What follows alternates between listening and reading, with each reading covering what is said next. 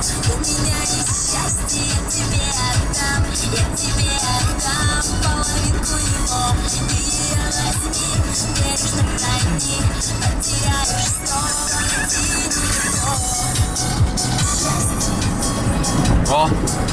it's day 9. Montana road trip. Dropped off Vladimir last night in Michigan. Now we're driving east. Just got a couple more states, Ohio and Pennsylvania. I parked at a Cabela's parking lot last night and just slept in the car.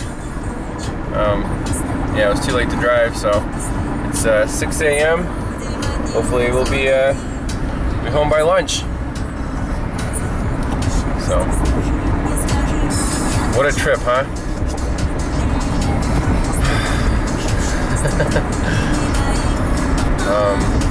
Yeah, it's more than I could ask for. So,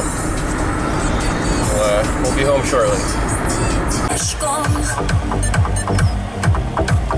Буду рядом с тобой идти, что-то на ухо тихо шептать и бессовестно по пути на глазах у всех обнимать.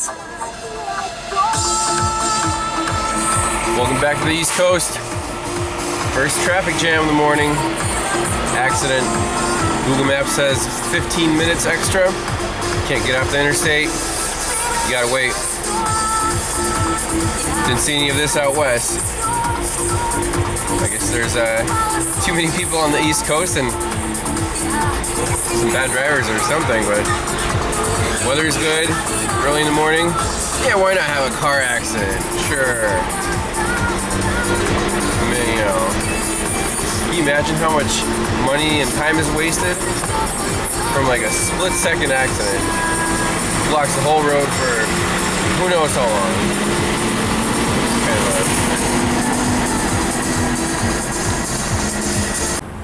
So I'm almost back home in State College here. I stopped by on the way to have breakfast with my wife's mom, my mother-in-law, and she drives a 2005 Honda CRV and the airbag light was on. I'm like, well, perfect timing. Let's get the Verus out, check for codes. Let's see what the codes were. This is diagnosis number 3 in our road trip. So let's see. They should be saved in our history here. Airbag code. So 2 codes: short and passenger airbag cutoff indicator, and then an open and left front seat belt buckle switch. So 2 separate problems, and they're both reproducible. So if we go to our scanner, turn the key on. So right now it says no codes. If you look at data, let's focus on the seatbelt buckle switch first. Now this is a common problem on Hondas, and she says that this latch has already been replaced and it seems like it's acting up again.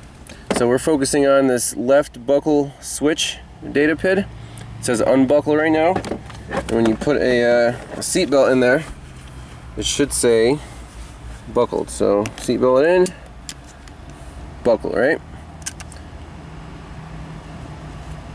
And open right there, boom. And it detected it 2 times. So instead of unbuckled, it says open, and that's what that code's all about.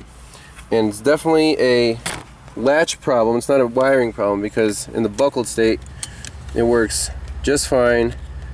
And when you unbuckle it and open, so sometimes it'll work and say unbuckled like it should.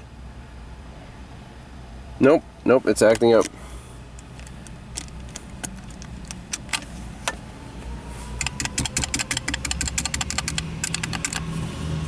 Nope. So it should say unbuckled just like the passenger side one. And obviously the driver's one gets worn out faster, so that's the one that has a problem. It was replaced either. It's hard to say. It's dirtier than this one. Well, yeah, maybe they just replaced the one that had a problem. But anyway, so that's problem number 1. Problem number 2 is this indicator light that I just took out. that is intermittently not functioning. So let's plug that back in and I'll show you what's going on with it. So here's our little bulb assembly. I removed the... Want me to hold that? Oh, that's fine. I removed the little plastic cover off of it. It just pops right off of the white little piece. And what we can do is plug this guy right into the connector, right in here, into these pins.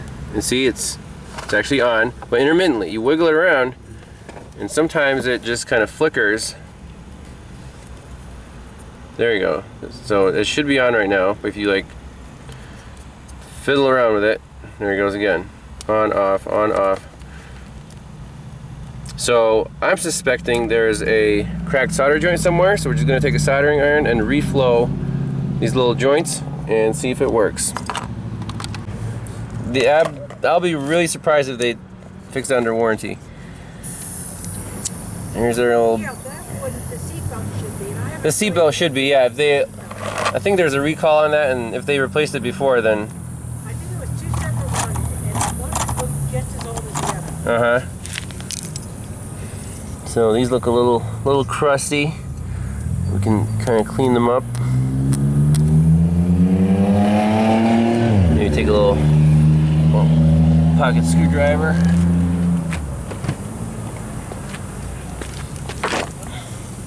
It's really nice having all your tools with you. It kind of gives you a peace of mind when you're traveling.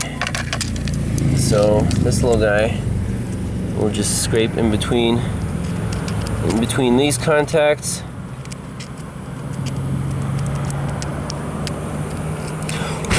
Get a little brush.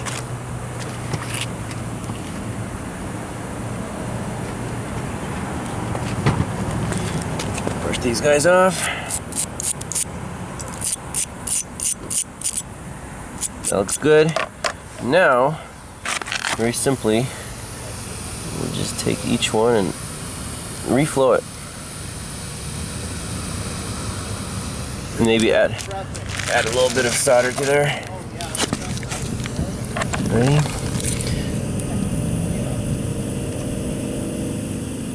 There's one.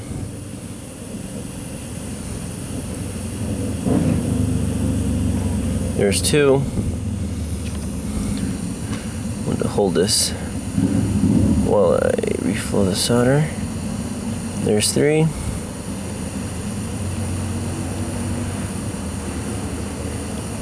There's four.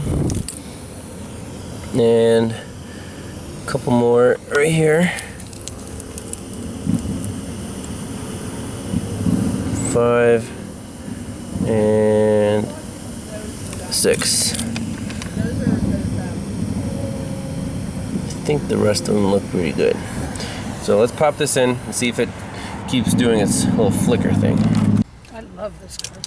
Alright, so plug it back in.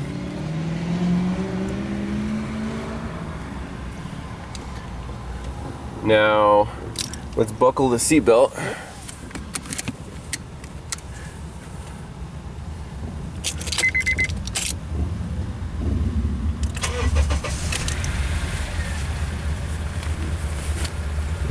And using our, let's see. Oh, no, the problem is still there.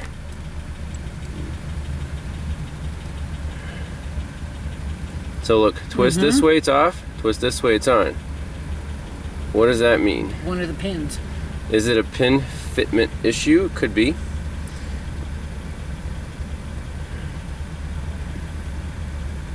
I'd say a pin, because that's the only thing touching the two parts together. Yep. That's the only common factor there. Let's see my flexing.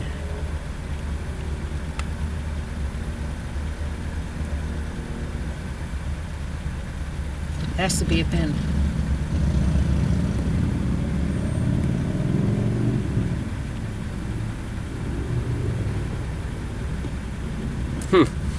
Well, it doesn't seem to get better as keep inserting it in. Now this board is a little flexy, so let me try a couple of these other contacts and That changed to 24 cent, I'm exaggerating, part in the Jaguar once. He said if the dealer did it, to take the whole engine out, it would have been $500 or $600. That's pretty cheap for a Jaguar. Well, or you know what I mean. I don't know. That might have been thousands. Take the whole engine out to replace a nickel part. We did that in half a day on the Subaru for the clutch.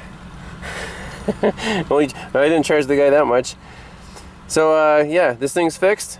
Great. There are more solder joints on top that we have to reflow. So you have to take this LED off, reflow all the solder joints, the resistors, the diode in here. And now when we plug it in, this guy should be solid, lit up. There you go. You can see it's lit up. You can jiggle it all you want. Beautiful. So at least they'll take care of one code, and the other one, I ignore. Yep. No, she'll have to go to the dealer and argue with them and tell them to replace the seatbelt buckle again. But they should do it since they've already done it before, and it's a warranty item. So there you go. Wow, isn't that Seatbelt's pretty? off. Now you get a nice orange light, and we can. Oh. Look at our codes again. Make sure that one does not come back on.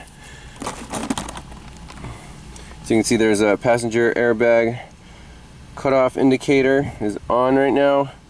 And let's look at the codes. Codes only.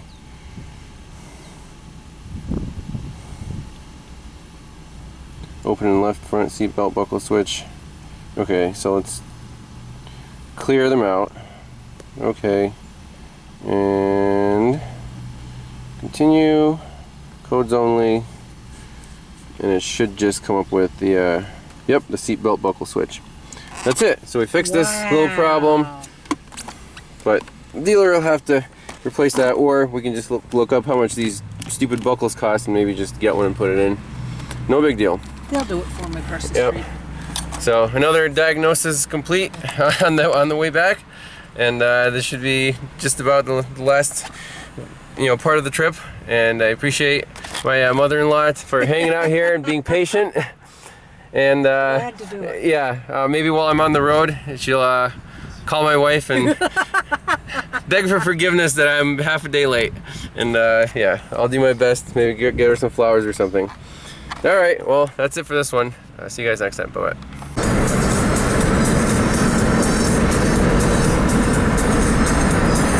This is it. The last few miles of the journey. Familiar roads, close to home. I'm very, very excited to be back. This is the 9th day. Well, 8 days total of driving. Let's see how many miles we went here. It's a little twisty. This is a great motorcycle road.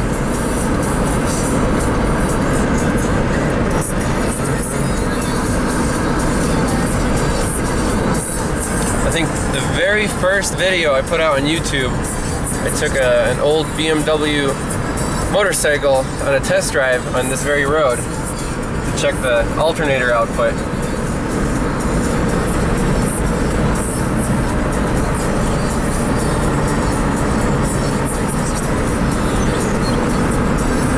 I think the XL7 takes the turns pretty well.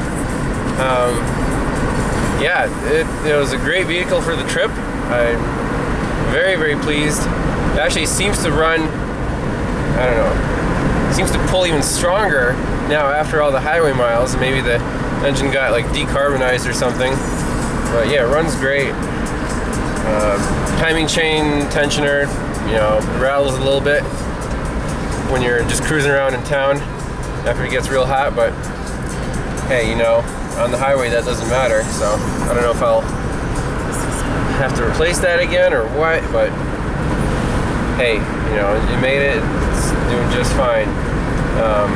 The only other issue was it did develop a slight rear drive shaft vibration at like 65 miles an hour. These drive shafts aren't really all that strong. This is actually the second drive shaft. The first one, the middle coupling kind of got loose, so I took it apart, tightened it up, but didn't quite seal up the middle double CV joint, like spit the grease out and stuff. So I just found another junkyard unit. These are very hard to find. It's a 4-wheel drive, 5-speed, and they didn't make that many of them, so I had to search around online for a replacement unit. Let's see how many miles we have on the odometer here. So 155, 631, and I left at 157, like 800. So pretty close to 5,000 miles, minus a couple hundred. I think it's time for an oil change, huh? 155, and then we're like 155.